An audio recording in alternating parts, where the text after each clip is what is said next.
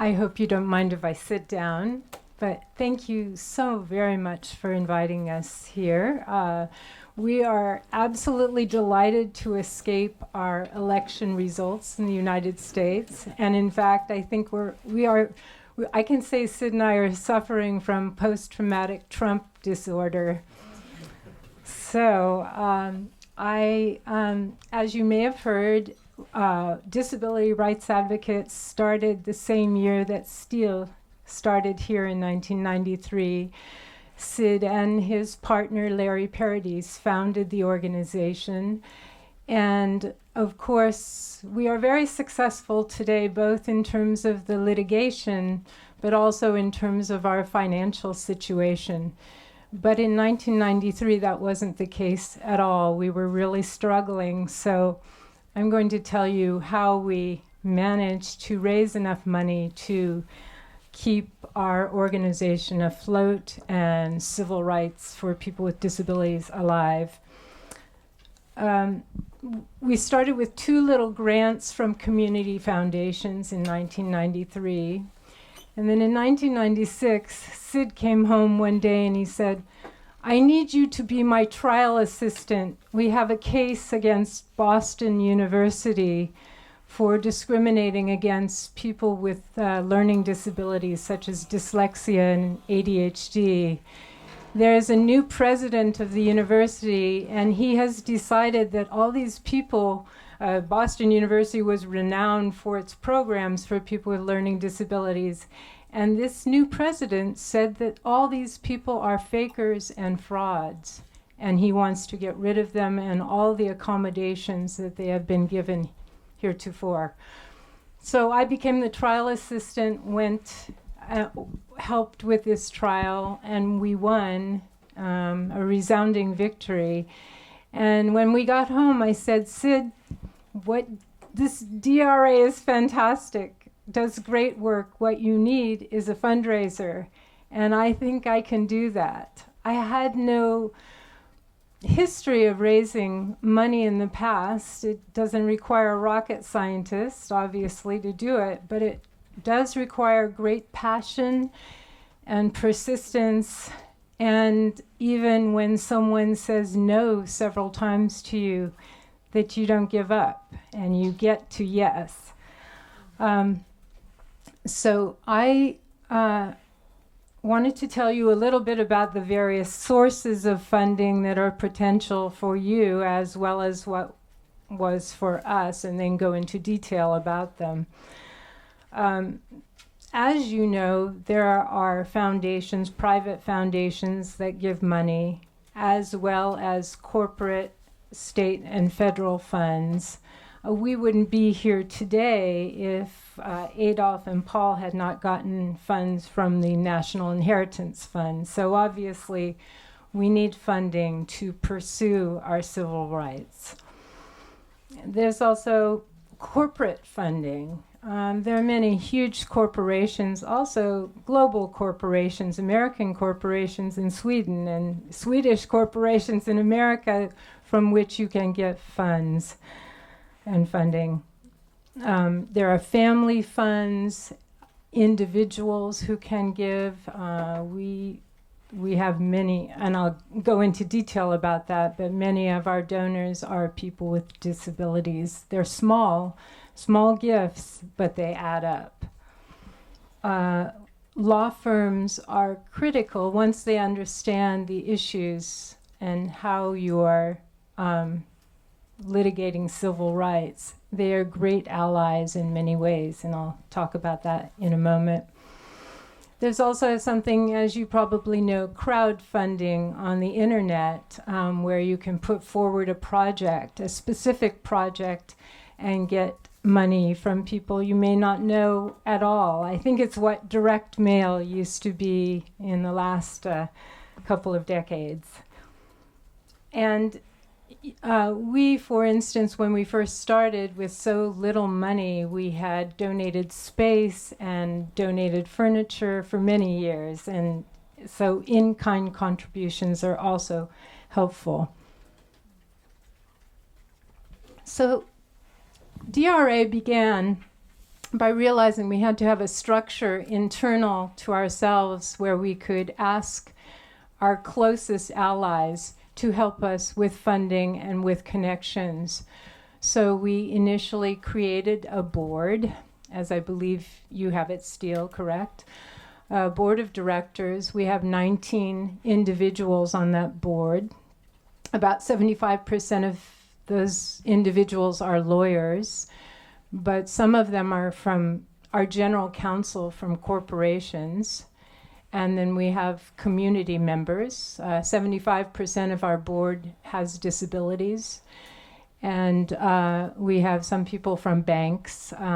So we have a wide array of people on our board, but they come with the knowledge and the condition that they will personally donate and they will personally give us connections from whom we can raise funds. We also have an advisory board. This is not a governing board, but it's a group of people from whom we can also ask for money and advice and connections. And the larger you can make this group and the more diverse and from different corporate and legal concerns, the better for you to move along in your civil rights. We don't have this, but many organizations like the ACLU and the NAACP are membership organizations, and they have thousands upon thousands of members who pay dues to belong to the organization and become part of that organization and pay dues every year. So it's a revenue you can count on year after year.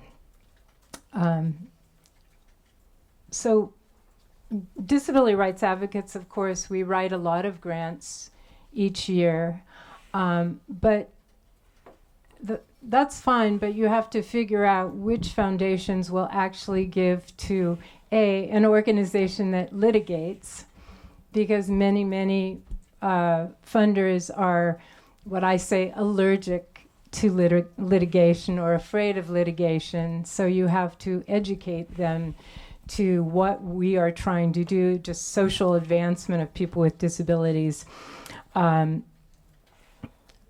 We did get a $1 million grant one year, which was a positive and negative thing, believe it or not. The grant was a 3-year grant to write books, a status report about people with disabilities in America, and also many Know Your Rights booklets that pertain to housing, healthcare, transportation, many different employment, different aspects of life. And this was all wonderful, and it had a huge outreach component and public education, all important in the final work of trying to raise money and awareness. On the other hand, our organization's mission is to advance the rights of people with disabilities through legal representation. It isn't to do outreach, it isn't to do legislation, it isn't to even write books. So some of the problems with raising money is we try and shape what we're doing to fit what the funder wants, rather than saying, this is what we do and it's worthy of your funding, and, educate them until they do fund you. Our most successful funding through individuals, we had a case against the Department of Veterans Affairs in America on behalf of Iraq and Afghanistan war veterans who came back with post-traumatic stress disorder and were committing suicide at a rate of 17 people per day. And so we sued the Veterans Affairs because they weren't paying attention to these people. They weren't giving them the health care nor the benefits that they needed in any kind of timely manner. We raised over $750,000 for that case alone, which was astonishing, but made me realize that if you have a compelling issue that enough people can understand and conceptualize, you can, even with a little bit of money per person, raise a great deal of money. Another example of a wonderful situation in fundraising is when you call an individual and they say, darn, I have to give you money because disability rights advocates just helped me personally. And we had a funder who was on again, off again, and I called him up. He uses a wheelchair. He's very wealthy.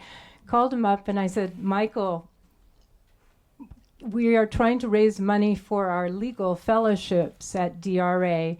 Would you consider giving money? And he said, I have to give you money. I said, that's great. Why?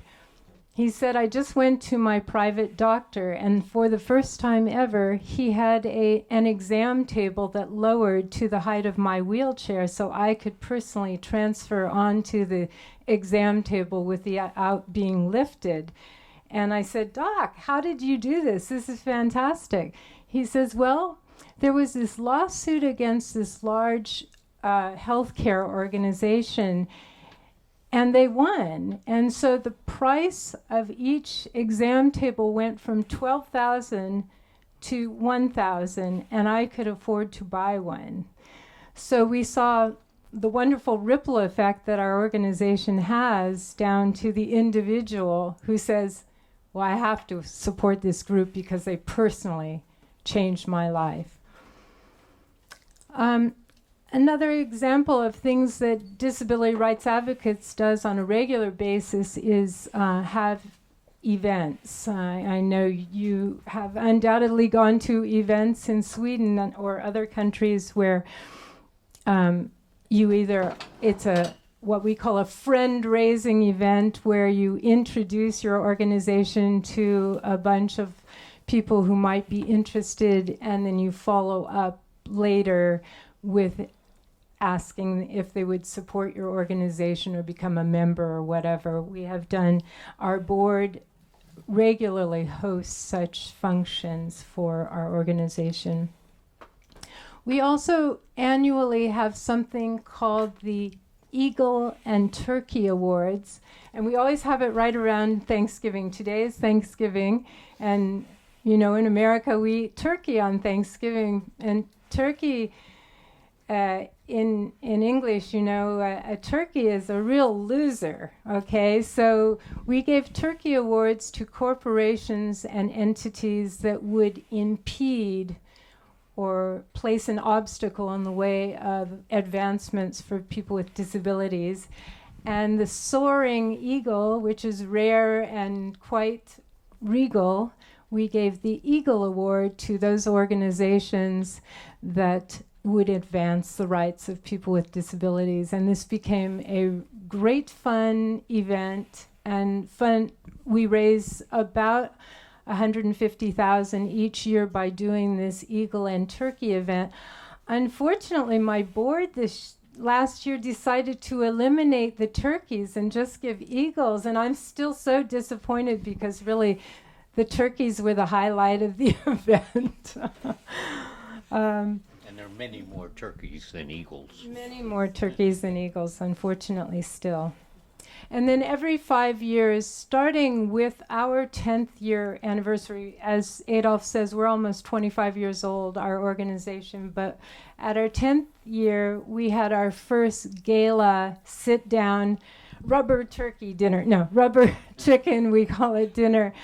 Not great food, but we raise about $500,000 each year and sell tables to corporations who want their names and lights. They want people to know that they're good corporate citizens and that they're interested in civil rights. So each year, every 5 years, we have a very large event. And next 2018 will be our 25th anniversary, and we'll have our first anniversary dinner in New York City, where our second office is, at the Museum of Modern Art. And they donated the space, which is worth about $25,000, by the way, because we're giving them an Eagle Award. And so you see how this can all come around to help you out. I should also say that media plays a very important role in our organization. With the case I told you about Veterans Affairs, we did not win that case, but we won in the media. We had vast coverage in the media, and because of our lawsuit, there were many suicide hotlines set up that were helpful specifically to people experiencing PTSD or post-traumatic stress disorder. And having articles in legal journals or other disability magazines is extremely helpful to, make our organization known in the greater universe of people. Sid and others from our organization, other lawyers, speak at different disability or legal gatherings throughout the nation, talk about our work, and at the end of the day, from those speeches, we get cases. We get many cases, new plaintiffs, we get funders, and we get co-counsel for our cases when we're speaking to lawyers. So those are all great things to do. We have also given continuing education of the bar courses to law firms where they get credit for attending the course. And we talk about disability law, our cases, and what things are coming down the pipeline, what new issues, cutting edge issues like technology, how we can change the laws and advance the laws that weren't written at the time of the ADA, for instance. So I want to give you one last example of a funding situation that kind of exemplifies all of these categories of how you raise money. And I would say that starts with our coffee house. You may have heard of it. I know you don't have one here called Starbucks.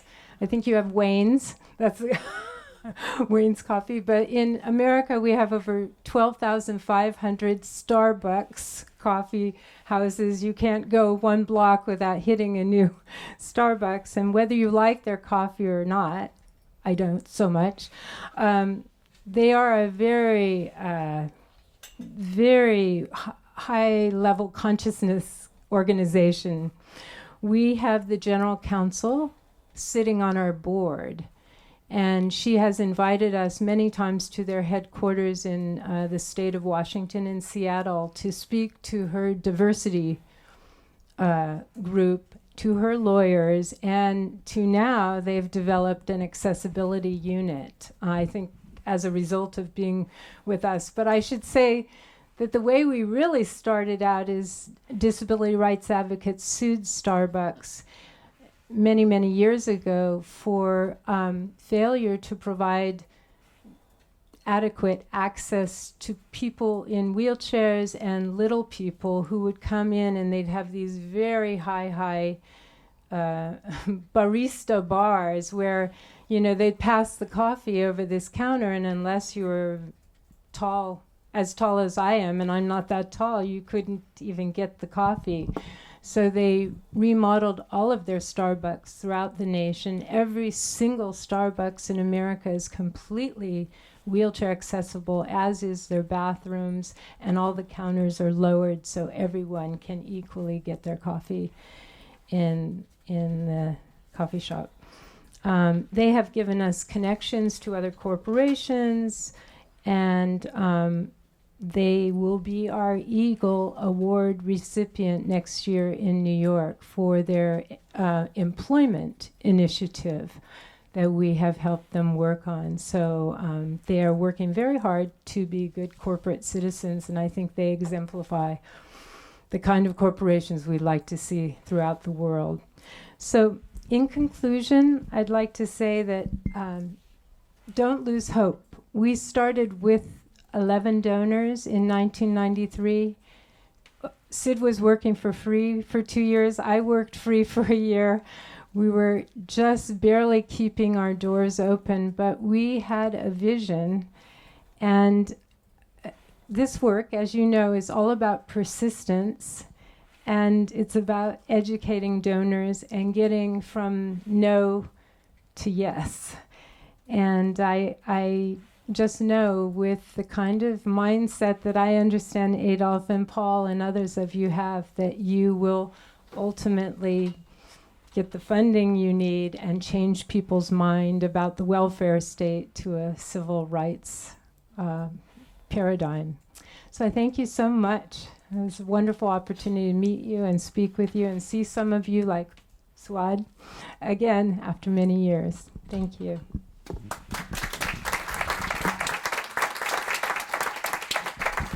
And, oh, yes. May I ask him a question? Yeah. No, I think I can. I just out, want to make but sure the coordinator agrees with the schedule. Wait.